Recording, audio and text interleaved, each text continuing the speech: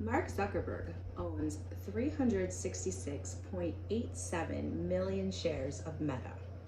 As of today, August 7th, 2023, each share is worth $315.36, which means he is currently valued at boop, boop, boop, boop, 11,569,612,320.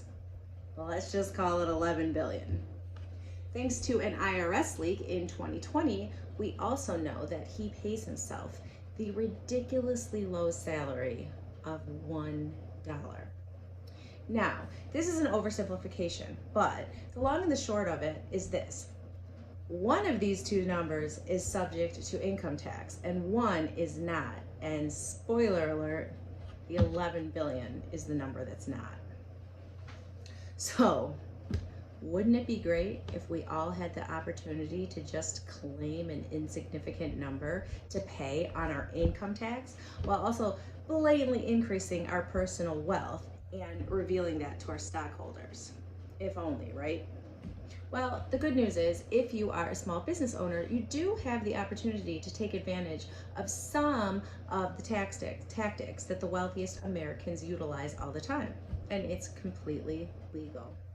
So let's take a look at what the billionaires do that is different from what the rest of us do in terms of how they report income, and adopt the idea that if you can't beat them, join them.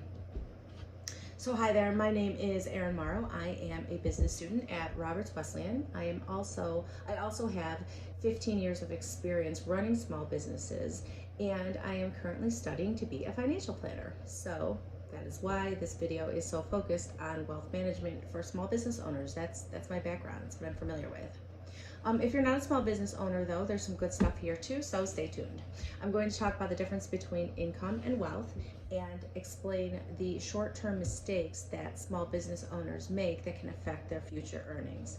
And I'm also going to talk about how even little guys like us can have a few zero income tax years in the future.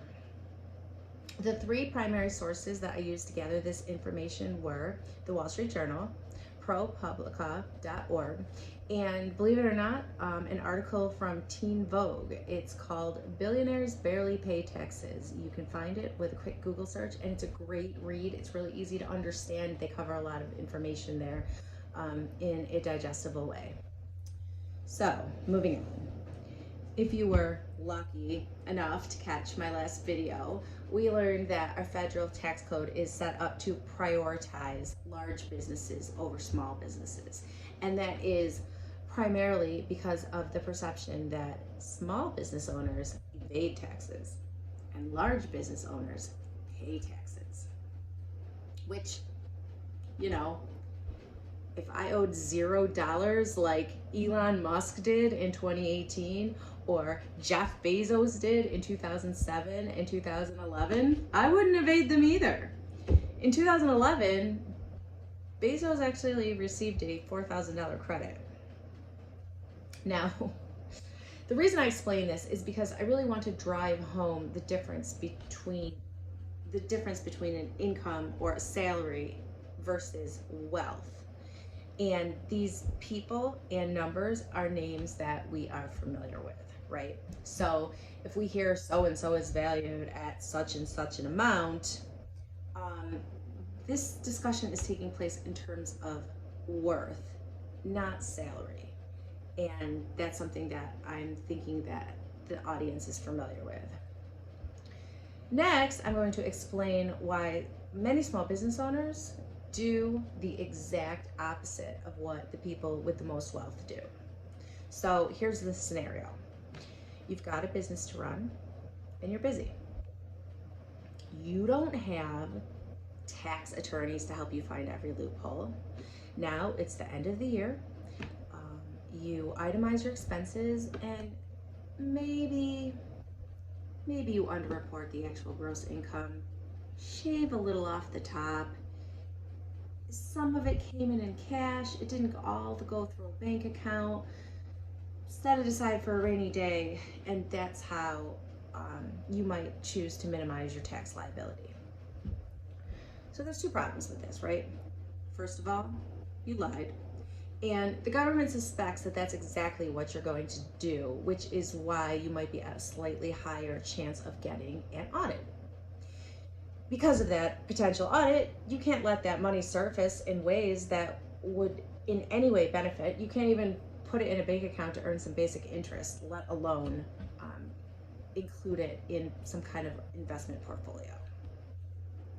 If this is a form of savings, you might as well just go bury that money in the ground and let it depreciate, because it's going to be worth less tomorrow than it is today thanks to inflation. Definitely not recommended. But what about, well, Erin, it's funding a certain lifestyle. I would have just gone to taxes anyway. The government's terrible with their money. What does it matter if I buy a nice purse for myself or something like that? That's a very valid argument, one that plenty of people make, and that's if you choose to do that, that is your prerogative. But I'm here to say that this tactic, although common, has even more of a pernicious effect than you realize. And this is why. When you don't report your actual earnings, you cannot prove the actual worth of your business, and by extension, your actual worth. And that is why I say that this is the complete opposite of what the big guys do. They put it all out there. We'll scream to high heaven, look at how much I'm worth, and then use the tax laws to their advantage to minimize their tax liability. Take out loans against their worth and then invest it in ways that continue to increase their wealth. Another thing is, if you come to retirement, you're finally ready to get out of the business and it is sellable, which is a different conversation in general, but to generalize, your asking price will be on average 2.5 times what your sales were. And if you aren't reporting your actual sales, you are losing bargaining power. This is your life's work and you can't get what it's worth.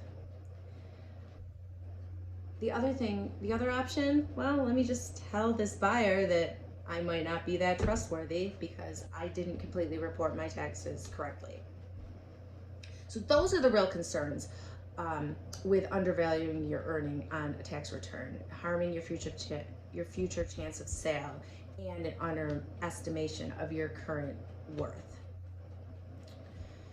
So we just covered how all business owners desire to minimize their taxes, but the large ones do it by minimizing their salaries and taking massive deductions, and small ones tend to do it by underreporting earnings.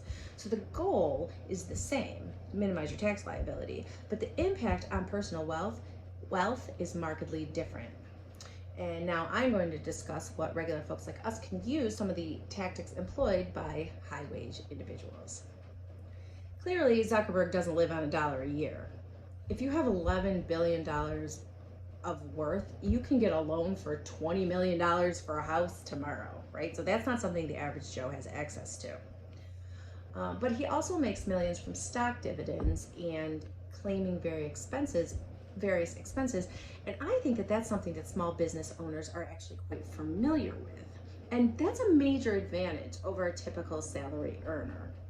While it may not completely eliminate your tax liability, it is possible to minimize it and then use your reported earnings to make smart investments.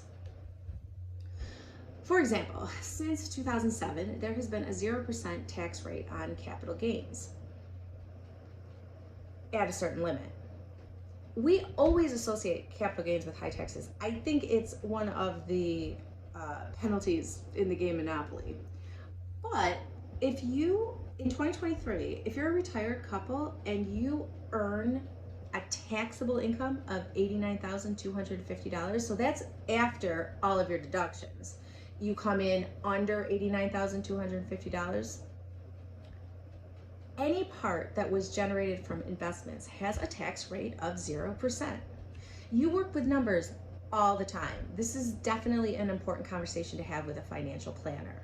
It is perfectly reasonable to think that with proper planning, this could factor into your retirement. In 2020, 34,000 millionaires utilized this zero tax rate um, law to their advantage, and I believe you should too. And to the non-business owners in the audience, this would be an example where if you're still a relatively low income earner, this would be a great example of, say, you earned capital gains on cryptocurrency, but you're still coming in under the required rate. You wouldn't have to pay any money on that either. That would also be a 0% interest rate. So I'm going to quickly go over some of the reservations that you as a small business owner might have. First of all, your CPA fears the audit. That's not something that you should fear, though, if you're telling the truth. This fear comes from this tendency of small business owners to underreport their earnings. So of course you're going to not want to draw attention to it. But if you're being honest, it's not an issue.